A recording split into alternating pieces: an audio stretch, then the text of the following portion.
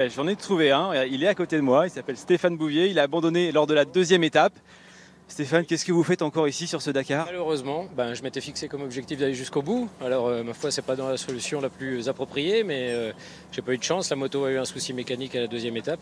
Et puis j'ai été, comme Cosette, recueilli en fin de compte par le team PH Sport. Et puis, sauf que là, les terrains herdiers ne sont pas les mêmes parce qu'ils sont bien plus accueillants. Et en fin de compte, voilà, c'est Bernard Piala, le patron du team, qui j'ai cherché au début un petit peu à savoir comment j'allais pouvoir rallier de bivouac à bivouac, ce qui ne paraît pas facile. Et puis PH Sport, qui est un team qui est basé pas très loin de chez moi, a accepté de me promener. Voilà. Vous préparez une reconversion sur 4 roues? Non, je blague, mais vous avez un lien particulier avec cette équipe, hein, racontez-nous. Oui, en fait, en 2016, j'ai secouru l'un de leurs pilotes qui s'appelle Harry Hunt, qui avait eu un accident de circulation. Enfin, pour moi, c'était approprié un accident de circulation, malgré que ce soit dans le cadre du rallye Libye-Maroc.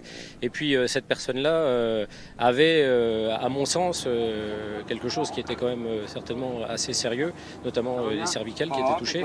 Quand ils sont arrivés avec l'hélicoptère, on n'était pas dans les mêmes créneaux que ce que nous, on fait en France. Donc, j'ai insisté lourdement pour que ça puisse se faire correctement. Donc, il a été secouru correctement. Effectivement, il avait des cervicales qui étaient touchées.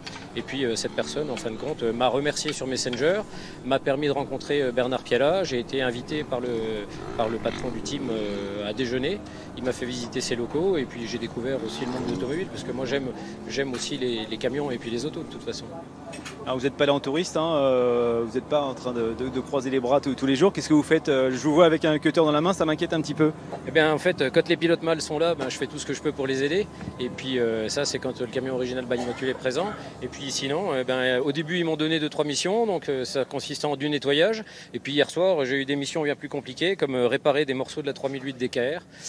En l'occurrence là je répare la partie arrière, donc j'ai déjà fait une partie hier. Enfin de la réparation c'est sommaire, hein, ça reste.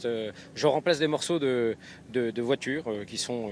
Voilà, je découvre. Alors, je sais pas trop dans quel sens ça se met au départ. Là, je suis en train de le couper, mais j'ai tellement la trouille de faire mal que, en fait, j'essaye de m'appliquer. Mais voilà quoi. Donc, il me donne les consignes, mais en fait, tout va très vite quoi. Et ça me permet de découvrir les autres coulisses du Dakar, notamment le fonctionnement d'un team avec des pilotes quand même qui sont à l'heure actuelle dans les pilotes de tête. Et puis, ça me permet de voir le système vraiment au sein du Dakar, comment ça fonctionne. Et puis, voilà, derrière le rideau, en fin de compte. On vous retrouve à Cordoba. Merci Stéphane. Ce serait grâce à vous.